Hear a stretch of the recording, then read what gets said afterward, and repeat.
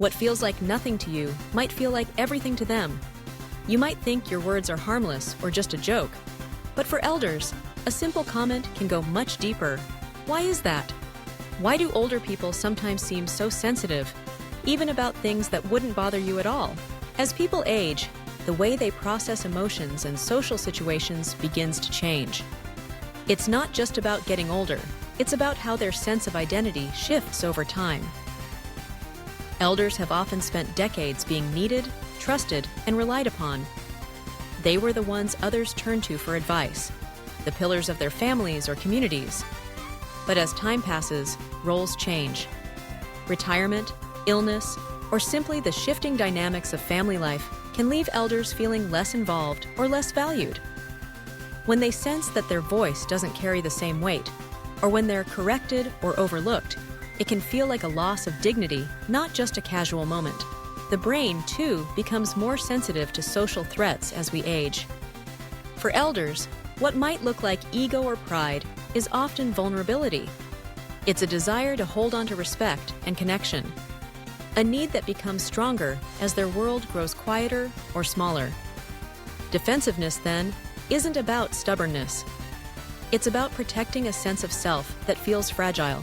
Think about the kinds of comments that often trigger hurt feelings. Phrases like, "Okay, boomer," or "You don't get how this works," seem harmless or even funny, but they can sting. Even gently correcting a grandparent in the middle of a story might make them feel dismissed. To you, it's just playful or factual. To them, it can feel like, "I'm irrelevant," or "They don't respect me anymore." Underneath it all is a fear many elders carry, a fear of becoming invisible, of fading into the background as life moves on without them. Kids and grandkids rarely mean to be rude, but without realizing it, small words can create big distance. Generational gaps in technology, language, or humor can make these misunderstandings even wider. So what can kids and adults do to respond with care and bridge this gap? First, try validating before you correct. Instead of jumping in with, "No, that's wrong," start with, "I see what you're saying. Want to hear the updated version?" "My sound my but my seeing." This approach honors their experience and invites them into the conversation, instead of pushing them out of it. Second, avoid dismissing their feelings or chalking it up to, "That's just how old people are."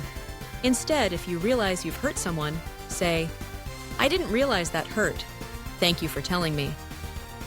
Acknowledging their feelings shows respect and opens up a chance for real understanding. Third, teach by inviting, not by explaining. Rather than showing off what you know, say, "Want to learn how I do this? I'd love to do it together." This simple shift makes learning a shared experience, not a lesson or a correction. These small moments can plant seeds of trust, not resistance. They help elders feel included, respected, and valued. Things everyone needs, no matter their age. Elders aren't looking for perfection. They want presence. They want to know they matter, that they're not just being tolerated, but truly respected. It all starts with understanding. Sensitivity isn't a weakness. It's a quiet call for dignity, connection, and love. Have you ever accidentally offended a grandparent? What did you learn from it? Share your experiences, and let's learn from each other. For more family psychology, emotional intelligence, and everyday healing tips, keep exploring and keep the conversation going.